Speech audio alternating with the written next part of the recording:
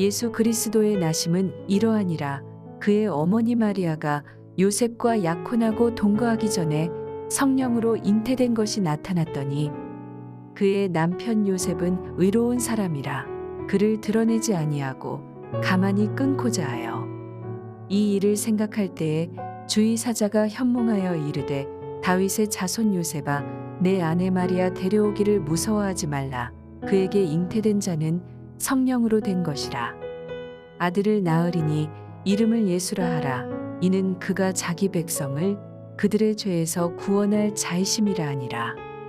이 모든 일이 된 것은 주께서 선지자로 하신 말씀을 이루려 하심이니 이르시되 보라 처녀가 잉태하여 아들을 낳을 것이요 그의 이름은 임마누엘이라 하리라 하셨으니 이를 번역한즉 하나님이 우리와 함께 계시다 함이라.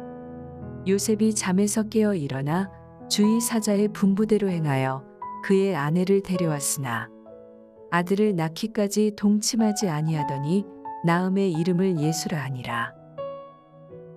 할렐루야, 토요일 새벽입니다. 오늘도 새벽 말씀 큐티를 통해서 은혜 충만한 크리스마스 이브 되시기를 바랍니다. 오늘 말씀은 크리스마스를 맞아 예수님께서 이 땅에 오실 때에 있었던 일에 대한 마태의 기록입니다. 마태는 오늘 본문 서두에서 의도적으로 예수 그리스도의 나심이라고 말하고 있습니다. 이 뜻은요, 예수님께서 바로 그리스도시라는 뜻입니다. 바로 예수님께서 이스라엘의 왕으로 오신 분이라는 것을 강조하는 것입니다. 또한 하나님께서 보내신 천사가 요셉을 다윗의 자손이라고 부르는 것을 우리는 볼 수 있습니다. 이는 다윗의 왕조를 잇는 이스라엘의 왕이라는 뜻입니다. 그런데 다윗의 왕조는 이미 멸망하고 사라진 지 오래되었습니다. 그러나 하나님의 눈에는 다윗의 왕조가 지금 계속 이어지고 있다는 것입니다. 요셉은 한 명의 목수였을 뿐이지만 하나님께서는 그를 이스라엘의 왕으로 인정하셨고 그를 통해 이스라엘의 소망을 회복하기를 원하시고 계시다라는 것입니다. 이는 오래전 이사야 선지자가 예언한 그 말씀, 하나님이 함께 하신다는 임마누엘의 약속이 이제 너무 시간이 오래 지나서 아무도 신경 쓰지 않았던 그 약속이 성취되는 것을 선언하는 것입니다.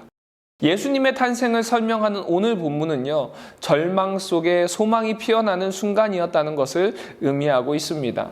이처럼 예수님은 우리의 소망이 되십니다. 어떠한 절망과 어두움이 있다 하더라도 예수 그리스도로 인해서 우리에게 소망이 피어나게 되는 줄 믿습니다. 믿고 바라볼 때 다시 우리의 소망이 되는 줄로 믿습니다.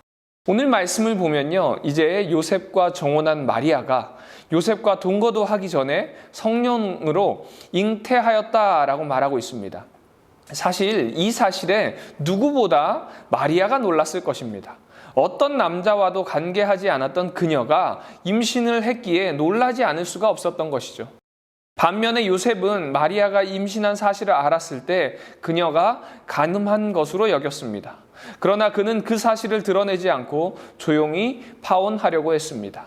그 이유는 바로 성경에 요셉이 의롭기 때문이다 라고 말하고 있습니다. 당시에는 만일 처녀가 임신한 사실이 알려지게 되면 죽임을 당하게 되어 있었습니다. 그러나 그는 그런 일이 없이 조용히 넘어가려고 했던 것입니다. 그때의 천사가 꿈에 나타나 마리아가 성령으로 임신한 것을 알려줍니다. 또한 그 아이가 예언한 그 메시아임을 알려주게 되는 것이죠. 그리고 이제 요셉은 즉시 마리아를 아내로 데려와 아이를 낳을 때까지 하나님의 계시의 말씀에 순종했습니다. 이처럼 예수님께서 이 땅에 오실 때에는요, 일반적인 방법이 아니라 초자연적인 방식으로 동정녀를 통해서 이 땅 가운데 오셨습니다. 그 이유는 바로 우리의 죄의 문제를 해결하기 위해서였다는 것입니다. 아담이 하나님과 맺은 언약을 어긴 결과로 이제 아담 아래 태어난 모든 인류는 원죄를 안고 태어났습니다. 그 죄의 대가는 오직 사망입니다. 그래서 모든 인류는 죄로 인해 하나님과 영원히 분리되는 영원한 사망에 처할 수밖에 없었다는 것이죠. 하나님은 이 인류의 죄의 문제를 해결하기 위해서 당신의 하나밖에 없는 아들인 예수 그리스도를 대신 죽이는 방법을 선택하셨습니다.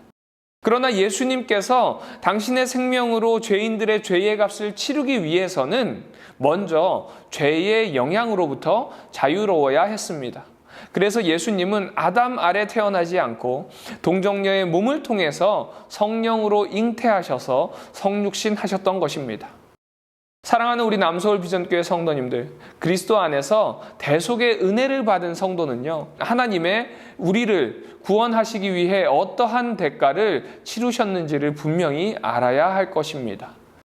우리 모두는 그리스도의 대속의 은혜로 죄 사함을 받아 의인으로 칭함을 받았고 죄인에서 하나님의 자녀로 이제 신분이 변경되었습니다.